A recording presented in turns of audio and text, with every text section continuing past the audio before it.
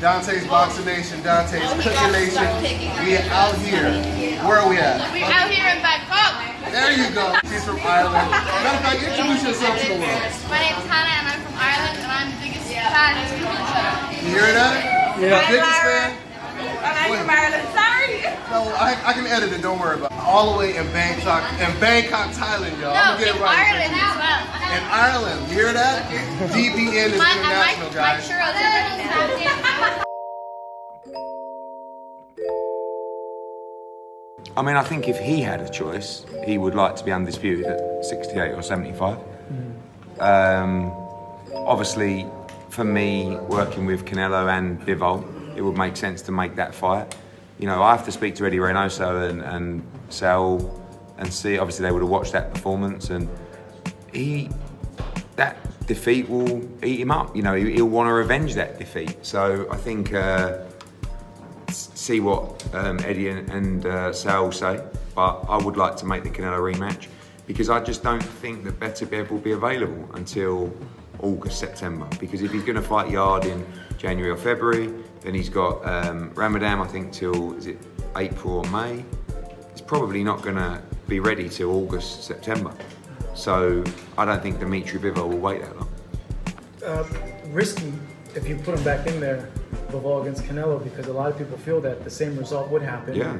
That's a huge hit to the marketability of Canelo. I don't think Canelo is really concerned with his marketability in terms of losing fights. I mean, I just think he wants the biggest challenges, and I just, knowing him, like voluntary defences just don't really appeal to him unless he wants to particularly fight someone, or, you know, he right now, he has a chance to avenge a defeat, and I think that would be his priority. Dante's Boxing Nation, what's going on, guys? Okay, since Canelo hasn't said anything about Bivol's terrific win over Gilberto Ramirez, Eddie Hearn, he speaks on Canelo Alvarez's behalf. And honestly, it really sounds like he's trying to give Canelo Alvarez a pep talk. He's indirectly trying to give Canelo Alvarez the courage and the confidence that Canelo is supposed to have himself.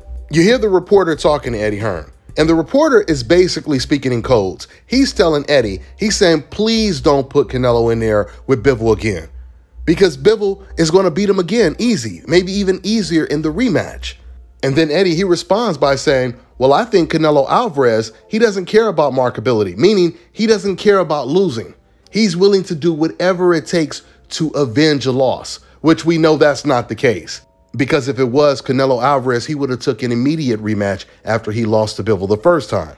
He would have also took an immediate rematch with Edeslani Lara, just like Floyd Mayweather took immediate rematches with Jose Luis Castillo and Maidana. So Canelo Alvarez has never been the person that Eddie Hearn is describing.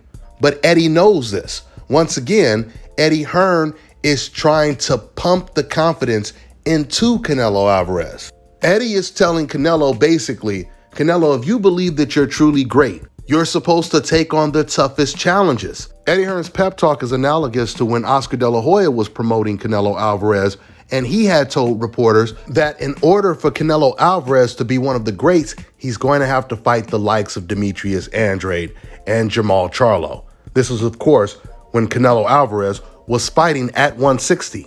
And now, once again, you hear Eddie Hearn saying that Canelo Alvarez, he wants to take on the tough challenges because he wants to be great. In other words, he's really saying in a nice way to Canelo Alvarez, we're not going to allow you to just cherry pick and fight on the zone and get paid $20, $30 million. Those days are over, Canelo. If you want a big payday, the only fight we have for you available is the Bivol rematch. We've completely run out of cherries for you to fight, Canelo Alvarez. And this is the reason why Eddie is pushing so hard for this Canelo-Bivol rematch. Eddie Hearn has come to the conclusion that the jig is up. Canelo Alvarez's career is coming to an end very soon. And the only thing DAZN can do is profit off of Canelo taking another L and start promoting Bivol as the next cash cow for DAZN. Not saying that he will become a cash cow, but that's what they're aiming for. Because that Canelo Alvarez ship done already hit the iceberg and it's sinking pretty fast right now. And Eddie and DAZN, they know this. With the tough options that Canelo Alvarez has on the table right now, and I wouldn't be surprised if he just up and retires. I know his fans would be happy if he retires because the Canelo Alvarez fans, they know he's not going to beat any of the top guys at 168 or 175. They all know deep down Canelo Alvarez is a very flawed, limited fighter. If Canelo Alvarez continues his career and he's forced to face tough competition, there's a very good chance that he will end up meeting the same fate that a lot of his Mexican predecessors did, which is getting knocked out. Just like Oscar De La Hoya, Fernando Vargas, Julio Cesar Chavez, and Marco Antonio Barrera did. Canelo Alvarez, he just had a really minor surgery on his wrist or his hand. And when I say minor, I really do mean minor. He basically had calluses removed from his wrists. So my point is, he will definitely have enough time to fight in May. You know, there was talks that maybe Canelo is not going to fight in May. He has no reason to not fight in May right now.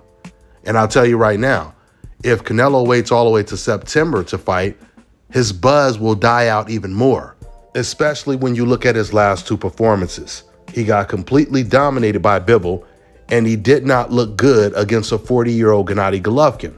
So Canelo Alvarez is really in a bad situation right now. And you heard Eddie Hearn say it's eating Canelo Alvarez up that he lost to Bivol. And that could turn out to actually be true because boxing is a very mental sport.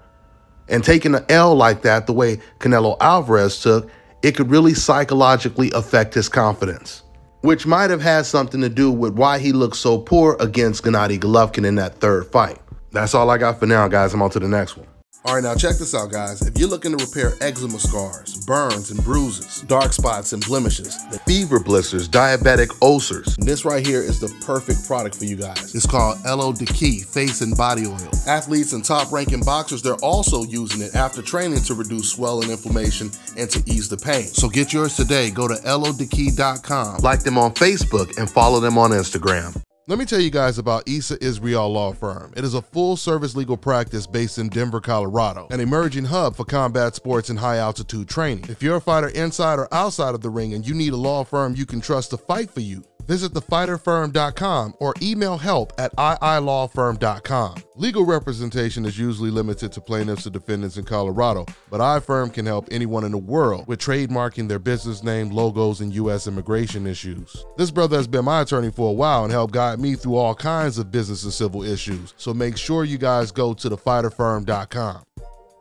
Fellas, I've got some great news for you. If you've lost your hair or have a receding hairline, the time has come when you can finally get your hairline back through a process called scalp micropigmentation. So here's how it works. It's a hair tattoo that replicates the look of your hair follicles when you have fully shaved it down. So to get this hookup, make sure you follow and contact my man Scalp Carolinas on Instagram.